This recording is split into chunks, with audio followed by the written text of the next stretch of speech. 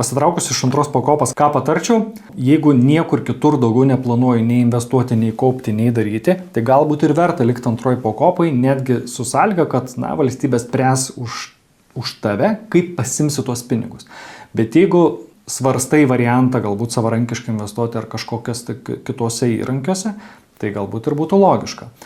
Ko tikrai nepatarčiau, tai ištaškyti tų pinigų, išleisti juos ar dar pravalgyti, paprastai tariant. Tai to tikrai nepatarčiau.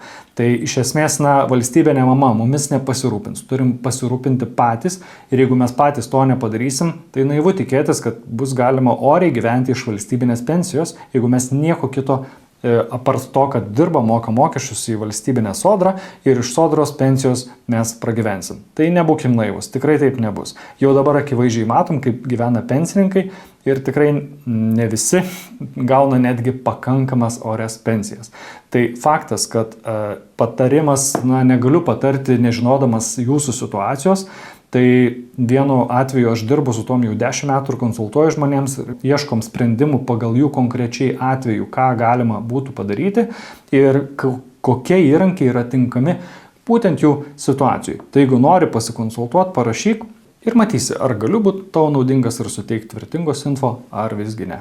Tai aš irgi nežinau, ar tau galiu padėti, nežinodamas tavo situacijos.